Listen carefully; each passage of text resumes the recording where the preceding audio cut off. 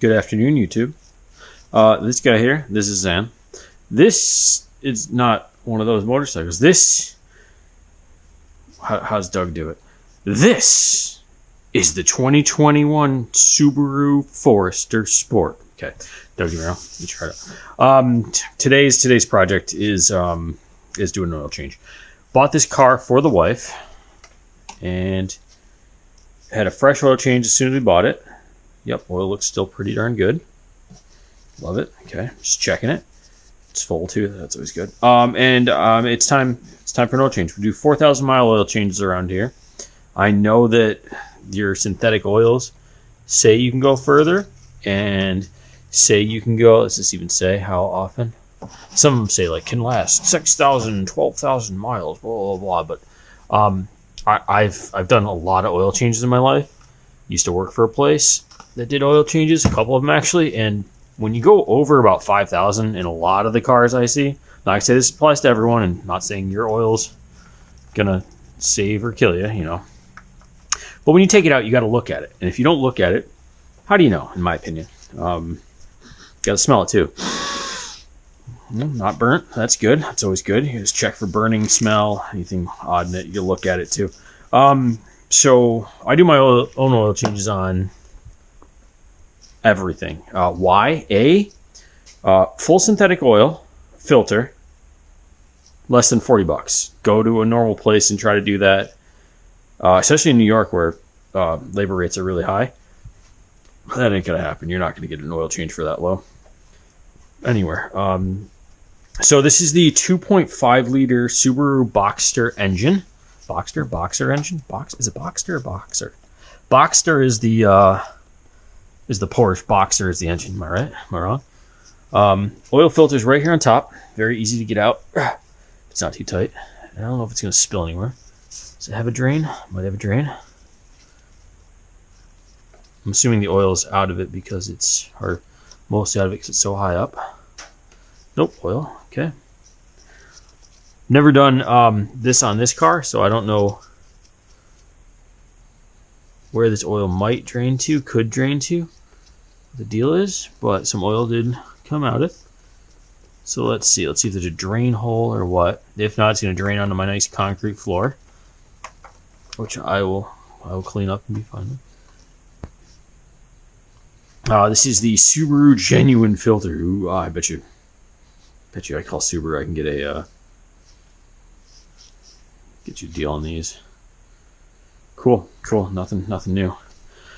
Two old filters that have been draining here for a while from, looks like, two Kawasaki's. I leave them tipped up upside down, get as much oil as possible before I throw them out. Oh, this is a mobile one for the Corolla, and this is a KN, if it's a 303. Oh no. I don't even know what these are for. One of those I do. One of those is for the Corolla. The other one I don't know, honestly. Oh well. We'll figure it out. So it looks like we had a little bit of oil that got up here, and we'll sop all that up. Easy peasy. Lemon squeezy.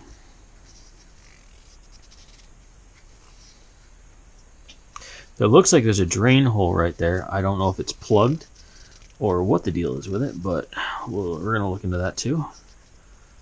I've done oil changes on my friend's Subaru Forester Sport before. Just one, actually. The first time we tried to do one on it, and I probably should have looked at the same problem I might have here that we had on hers. The drain plug was on there so tight we couldn't loosen it. And that honestly was a pain in the butt. What is that supposed to be? We had to take it to the dealer, and they had to replace the whole oil pan gasket, or oil pan, because someone had completely uggy-dugged that thing on there. Okay, I don't know if that's supposed to be an overflow drain or what that is, but it is full of something.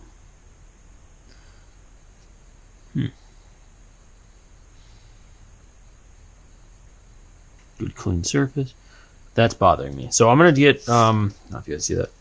Where my light is, there's a, I don't know if that's supposed to be a drain port or not. Nothing dripped.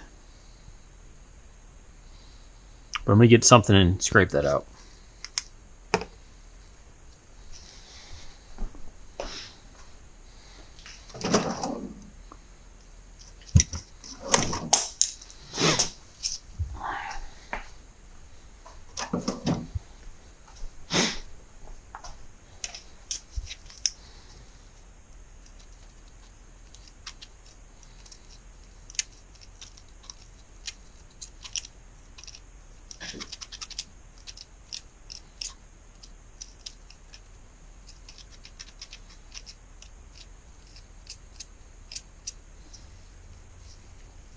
I don't feel or see anything down in there for what that might be. And it might just be something to catch solids that get in here so that they all settle in one area.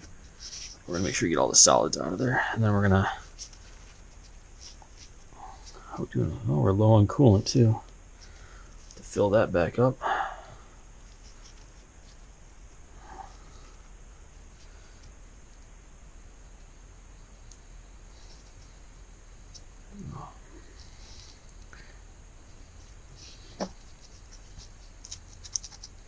Yeah, it looks, maybe it's just a place to catch fine particles. I don't see any ports, holes, or orifices in there for oil to go through or spill out of. So maybe it's just a low spot to catch any oil that drips from your oil change. So it all goes in that area and catches. So it's cleaned out, whatever. Oil fill. Loosen that. So, gonna have to get under the car, which with this car, my buddy and I were able to get under it without jacking one up. We just slid under, did it. I don't know what size wrench I'm going to need, so let's grab my wrenches that are missing. So I want this one. I want that one. The wrenches are still over here. Yes, they are. Nice. I meant to work on the bike more, and I didn't get to it this week, so we'll get there. This one, that one. We got to find the 17, which is right there, and there's probably the other one next to nice. Okay, I'm going to go under there with a 15, 14, 17. And my stick light is upstairs, so I got to use the mag light.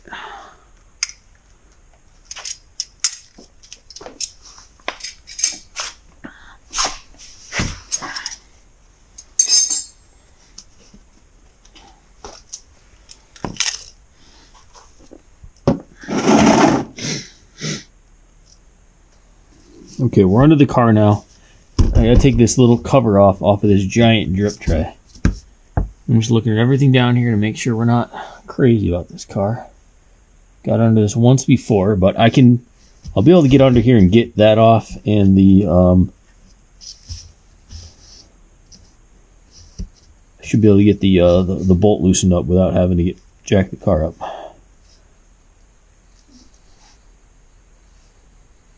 Just looking for anything that looks out of place down here, just in case. But it look good. So we're going to need a Phillips.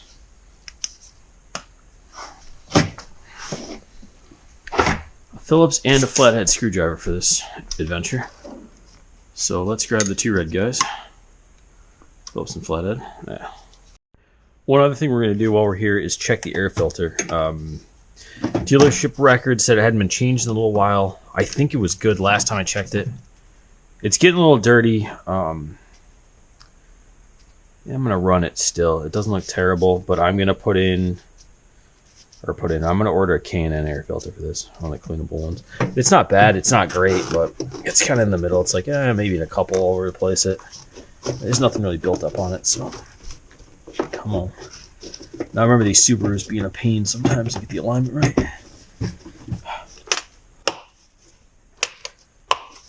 Okay, back together. Like I said, our coolant's a little low. Not terrible, but it's still in there, so that's good. Washer fluid probably needs some more. Brake fluid's good. It's a 2021, so I didn't expect anything to be wrong. Why does that look like it's wrapped in? Huh, I didn't notice that before. Maybe that's a wrap. It looks like it's just wrapped in electrical tape, but it's definitely some kind of system. I'll check our buddies.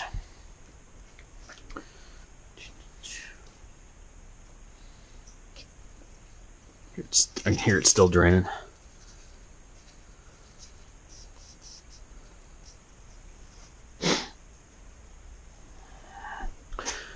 So we'll get our funnel out.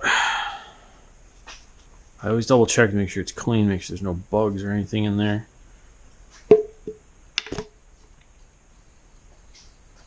And if I'm not mistaken, this is going to take 4.4 quarts of oil. I'm going to double check that number here in a second before I start putting oil in. And we're going to check it to make sure the level's topped off on that dipstick anyways. But I'd like to get it right the first time. Now, somewhere around here I have the manual for this book, for this bike, for the car. So we'll get back to that once we're done draining. All right, so we're in the Subaru user's manual here for the Forester. We need 0W20 synthetic oil, which we got. And we verified that Valvoline meets all their requirements, so we can't or anything. Changing the oil and oil filter, 4.4 US quarts. Yeah, there we go. Let me just make sure. Oh, front differential, that's what that is, okay. And yeah, 0W20 is what's recommended for the whole vehicle. If not available, 5W30 conventional. Conventional oil may be used if replenishment is needed, but shouldn't change. 0 next oil change. So if you're in a pinch, you can use 5W30 conventional, which conventional versus full synthetic. I don't know about that one. My opinion, I'd rather just do full synthetic. Ooh, vehicle maintenance records. Look at that. Fire some books that came with it we've never really looked at. So yeah. All right, oil sounds like it's done dripping. We're gonna go back under there, plug it, tighten it, call it a day. Underneath at least.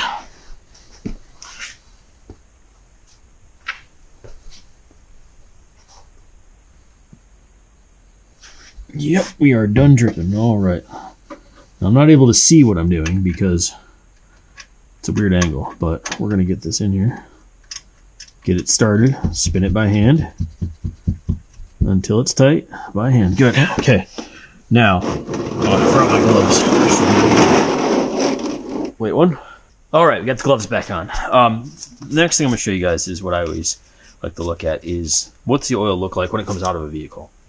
And I've explained to a lot of friends who don't do their own oil changes that this is one of my favorite parts, and normally I do it while I'm under the car. I watch it come out, but I was lazy. So what you want to do is you want to look at this oil, see how dark it is. Now, this isn't gonna, I can gauge the metric from this by just sticking my finger in.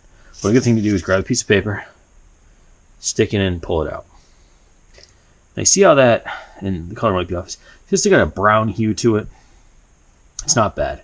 So maybe a little darker than I'd like. But what you don't want is that to come out jet black. When that's just jet black and you don't get any of that brown in there, you know that either there's something wrong with your engine or the oil's been in there too long. And I've done thousands of oil changes for a couple companies, been certified to do oil changes by a couple companies, and I just know. So that's why I do 4,000 miles, for those of you who always ask me. But yeah, see, like one day I'll show you what black oil looks like. I'll find a buddy with a car who doesn't ever do his oil changes. And I'll be like, yo, come over. I need to do an oil change for you for free. And I'll show you guys how to do it. Or if you're in the Buffalo area and you know you need an oil change, whatever, kill, I'm not going to do it free for you. If you definitely need one, give me a call. Leave me a message down below. We'll talk about it. Maybe I'll get you in here. Maybe we'll get you an oil change for cheaper than other people. Quick, and I'll do a very, very short video. Actually, I won't even do a video with you on it if you need to. I'll just show your oil, because that's really the gross part. Unless your car's gross too. Unless you got a Ferrari, then let me drive it. Okay, so what we've got here is my beautiful oil change bucket stuck in a frying oil bucket. This is because your oil can be taken back to a lot of places here in the US. Obviously from somewhere else, I don't know, and you can have it recycled. So I bring it back in these fry oil containers, dump the fry oil container into the company's vat of used oil, and take my container back. It's nice and easy. Alright, so I found using an impact socket, deep one, much easier. Much easier than trying to do a standard socket and extension. So, note that for later in life. And I've got these 4 grommet things to put back in once we figure out how to line this up. I'll be able to see it. 1, easy. 2, easy.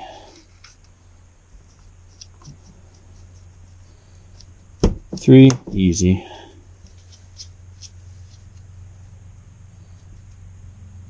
And where we got it? Come on, give me the 4th. And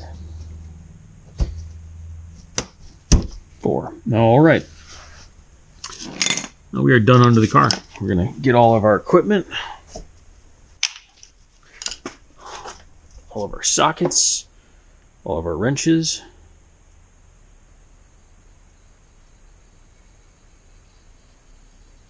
Not all this oil is from the Subaru. Not all that dirt or anything is from the Subaru. That just sits in the bottom of this. So, Jan, if you're watching this, don't freak out.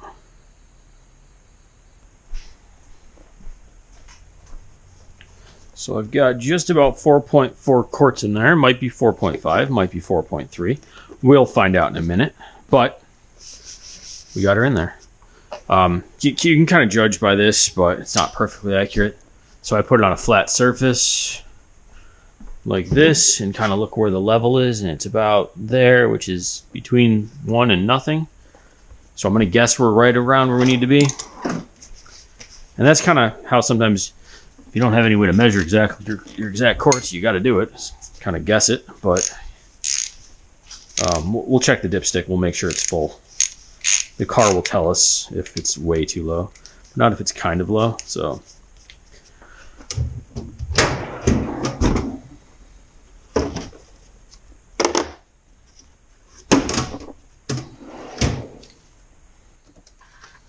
All right. Oof, copyright infringement. We're in the car. I don't know if we can do this without turning the car completely on.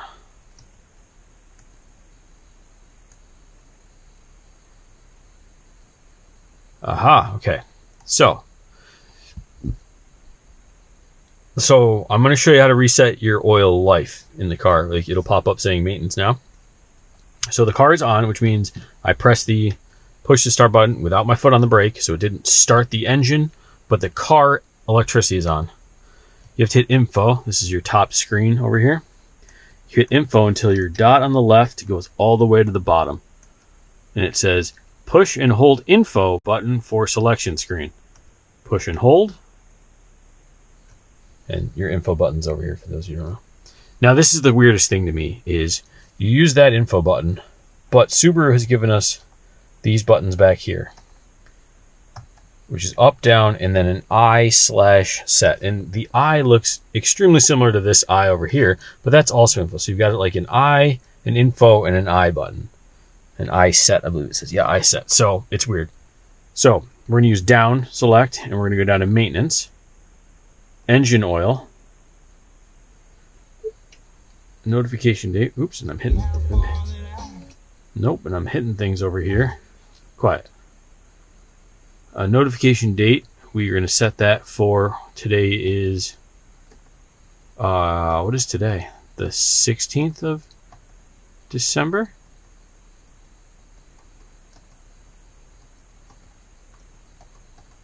So we're going to set this for 6 months, because you're supposed to change your oil, and this used to be a thing.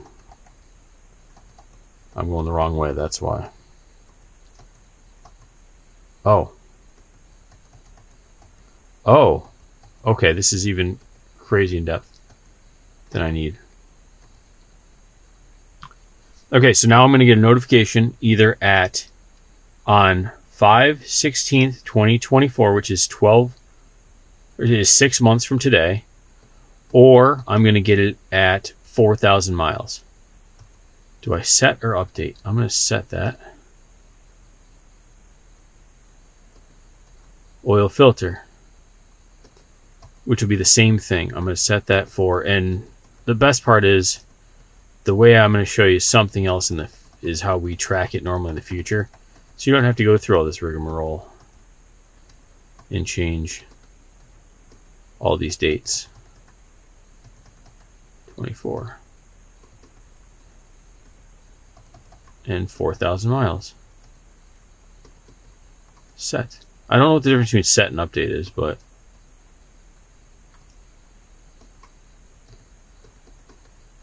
let's update it anyways. Oh. Update means it changes it back to its default, which looks like they're saying 6,000 miles, which you probably could get away with, but if I'm going to save money doing my own oil changes, and I'm going to know they're done right, and I'm going to be able to look at the oil every time, I will spend the half an hour or whatever it takes me to get this set at 4,000 miles. Now let's look at the other stuff on here. We've got tires, maintenance schedule, which just means just maintain it. Alright, I don't know. Tires, okay. It's going to go off in that many miles, okay. On off to probably let you know. Clear all settings. Alright, so in a couple thousand miles it's going to tell us to do maintenance and do anything, which I'm going to use to double check a few things just to make sure the car's still running. Now I've changed the oil. It's all good. We're going to actually start the car and let the oil run through it for a second.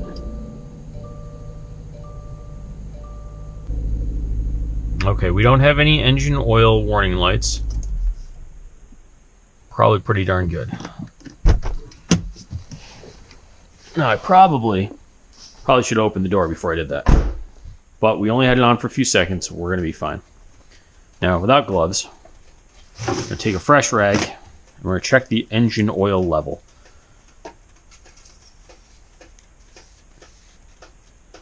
Clean off the dipstick. And the sounds you're hearing are cold metal expanding because it was just heated up slightly. Something you get used to in New York. Now, if we look, where are we? We got engine oil right there, and the full mark right a tiny bit below it, or above it. So like we are on the cusp of full, nowhere near low. I'm going to call that good, but with a caveat that I'm going to run this car over to the car wash, and I'm going to come back and check it just to make sure, because I'm a perfectionist, and if my car is a little low on oil, I don't like that. I'd rather have it just over the full mark. It's a little on the low, but it's not so bad. Also, oil through an engine is always good. Another thing to do before you close your hood every time is to check everything you may or may not have opened. Coolant, oil, washer fluid cap, brake fluid cap. I opened that up, or I opened the air filter up. I checked it. I'm even going to push on the covers here just to make sure they're clipped in place. I didn't mess with the battery, but we're going to make sure that's in place. That way you know that once your hood's closed, nothing's going anywhere. There you go.